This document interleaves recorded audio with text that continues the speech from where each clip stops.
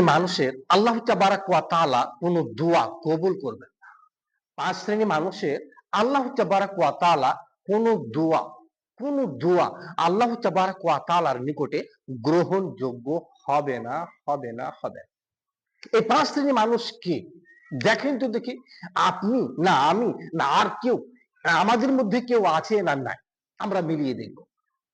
5 শ্রেণী মানুষের মধ্যে 1 শ্রেণী মানুষ হচ্ছে সে ব্যক্তি, যে ব্যক্তি আল্লাহ তাবারাক ওয়া তাআলার পরিচয় জানে। আল্লাহ তাবারাক ওয়া তাআলার কি জানে? পরিচয় জানে, যে আল্লাহ তাবারাক ওয়া তাআলা রুজিদাতা, আল্লাহ তাবারাক ওয়া তাআলা জীবনদাতা, আল্লাহ তাবারাক ওয়া তাআলা মরণদাতা, আল্লাহ তাবারাক ওয়া তাআলা বৃষ্টিদাতা, আল্লাহ তাবারাক ওয়া তাআলা সমস্ত কিছুর মালিক। এই পরিচয়টাই জানে।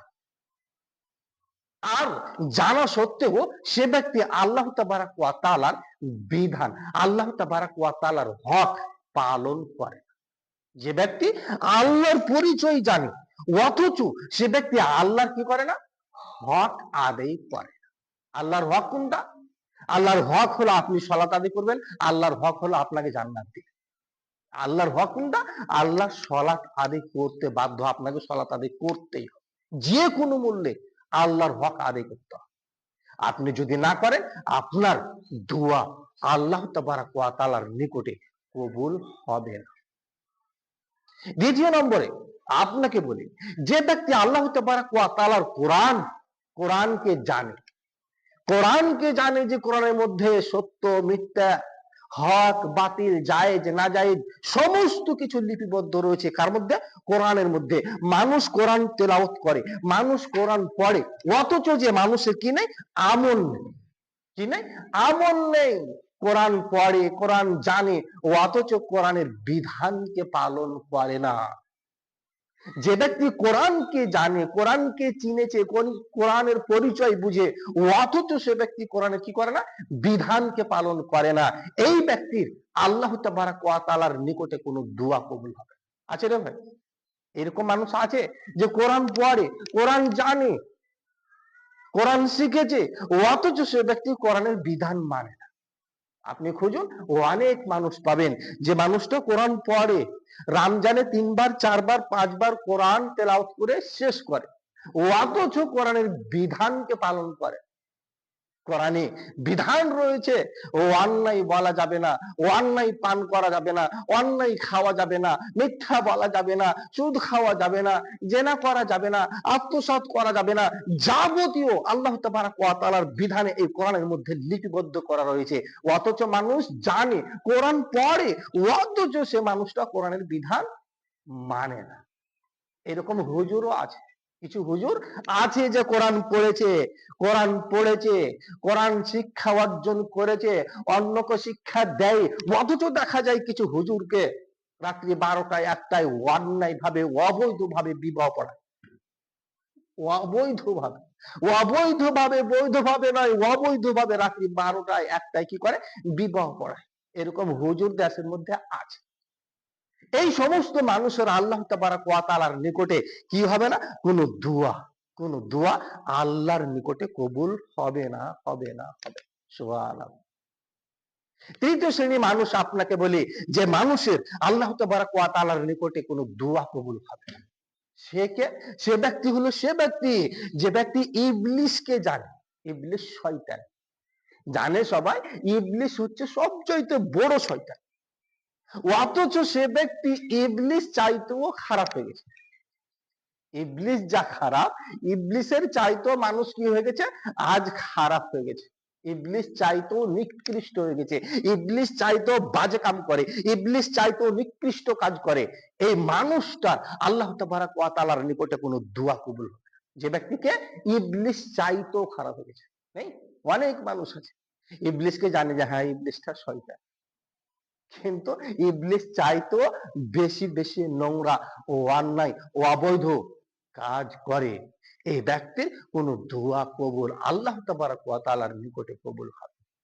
চতুর্থ নম্বরে আপনাকে আমি বলি, যে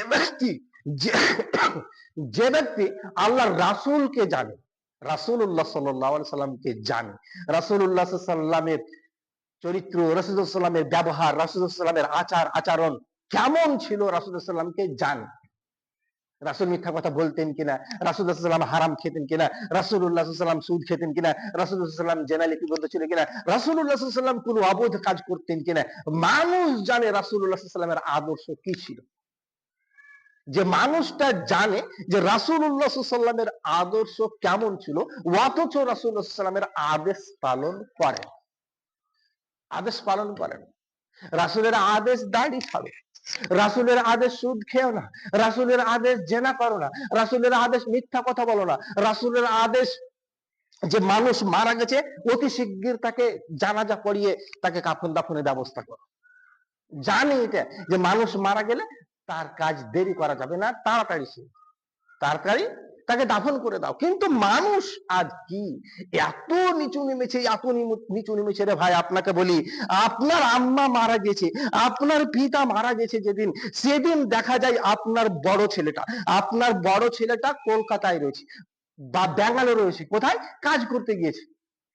কিন্তু সে বড় ছেলেটাকে দেখা যায় এক ওয়াক্ত সালাত আদায় করে না, এক ওয়াক্ত নামাজ পড়ে না, দাঁড়িয়ে পেশাব করে, পশ্চিম কোন দিকে বুঝে না, মসজিদ কি জিনিস বুঝে না, সুদ কি জিনিস বুঝে না, ঘুষ কি জিনিস বুঝে না, হক কি জিনিস জানে না, মিথ্যা কি জিনিস জানে না। সেই কাপুরুষের বাচ্চা কাপুরুষ বাইরে কাজ করছে, আর এখানে তার আম্মা মারা গেছে, ও অথচ সেই কাপুরুষের জন্য, সে বেহাইয়ের জন্য, সে নির্লজ্জের জন্য আম্মাকে বেঁধে রেখেছে, তার জানাজা হয় না। আজকে মারা গিয়েছে, কালকে তার জানাজা। এটা নাকি রাসূলুল্লাহ সাল্লাল্লাহু আলাইহি ওয়াসাল্লামের আদেশ। হায় হায় আফসোস। আপনাকে বলি, রাসূলুল্লাহ সাল্লাল্লাহু আলাইহি ওয়াসাল্লামের আদেশ, মানুষ মারা গেছে তাড়াতাড়ি তার কাফন দাফনের ব্যবস্থা করো। ওই বেনামাজির কোনো প্রয়োজন নেই যে নামাজ পড়ে না। আপনার বড় ছেলে হলে কি, আপনার বাবা হলে কি, আপনার দাদু হলে কি, যে নামাজ পড়ে না, আপনি তার জন্য কি কারণে আপনি তার অপেক্ষা করছেন যে উনি আসবেন তারপরে তার জানাজা, কি উদ্দেশ্যটা কি? আপনি রাসূলুল্লাহ সাল্লাল্লাহু আলাইহি ওয়াসাল্লামের আদেশ পালন করেন না, এ কথাই বাস্তব। আপনি আল্লাহ রাসূলকে জানেন অথচ আল্লাহ রাসূলের আদেশ পালন করেন না। আপনি যদি এই রকমটা হন, রাসূলকে জানেন অথচ রাসূলুল্লাহ সাল্লাল্লাহু আলাইহি ওয়াসাল্লামের পদ্ধতি, রাসূলুল্লাহ সাল্লাল্লাহু আলাইহি ওয়াসাল্লামের আদর্শ পালন না করেন, তাহলে আপনার কোনো দোয়া কবুল হবে না, হবে না, হবে না, কোনো দোয়া কবুল হবে না। পঞ্চম নম্বরে আপনাকে আমি বলি, আল্লাহ তাবারাক ওয়া তাআলা সূরা তাহরিমে বলেন, ইয়া আইয়ুহাল্লাযীনা আমানু কু আনফুসাকুম ওয়া আহলিকুম নার, হে ঈমানদারগণ, তোমরা জাহান্নামের আগুন থেকে নিজে বাঁচো, তারপর অপরকে বাঁচাও। যে ব্যক্তি নিজে বাঁচার চেষ্টা করে না, পঞ্চম নম্বরটা আপনাকে বলছি, যে ব্যক্তি নিজে জাহান্নাম থেকে বাঁচার চেষ্টা করে না, অপরকে বাঁচার চেষ্টা করে, নিজের কাপড়ের দিকে লক্ষ্য রাখে না, নিজেকে ভাবে না যে আমি কোন টাইপের লোক, কোন ধরনের মানুষ, কি মানুষ, নিজেকে লক্ষ্য করে না, পরের পিছনে, অন্যের পিছনে ছুটে, তুমি এ কাজ করো কেন, তুমি এ কাজ করো কেন, তুমি জুয়া খেলো কেন, তুমি নেশাপান করো কেন, তুমি সুদ খাও কেন, তুমি নামাজ পড়ছো তো এভাবে পড়ো না কেন, অন্যের দিকে খেয়াল করে। যে ব্যক্তি নিজের দিকে লক্ষ্য করে না, অন্যকে লক্ষ্য করে, এই মানুষের কোন নফল, কোন দোয়া আল্লাহ তাবারাক ওয়া তাআলার নিকটে গ্রহণযোগ্য হবে না, কোন দোয়া আল্লাহর নিকটে কবুল হবে না। এই 5 শ্রেণীর মানুষ যদি মসজিদের পিলার ধরে কান্না করে, রে ভাই আপনাকে বলি, আরে ভাই কাবা শরীফের পিলার ধরে যদি কান্না করে, আর এই সমস্ত পাপে লিপিবদ্ধ থাকে, আল্লাহর পরিচয় জানে, আল্লাহর হক আদায় করে না, রাসূলের পরিচয় জানে, রাসূলের আদেশ পালন করে না, কোরআন পড়ে, কোরআনের বিধান মানে না, ইবলিসকে জানে, ইবলিসকে জানে, অথচ ইবলিস চাইতে নিকৃষ্ট। যে মানুষটা নিজেকে ভাবে না, অন্যকে ভাবে, অন্যর পিছনে ছুটে বেড়ায়, এই 5 শ্রেণীর মানুষ যদি আল্লাহর নিকটে মসজিদে কাবা শরীফের পিলার ধরে কান্না করে ঘরটা ফেলে দিয়ে আল্লাহর নিকটে ক্ষমা চায়, তবু আল্লাহর নিকটে কোনো দোয়া কবুল হবে না, হবে না, হবে না।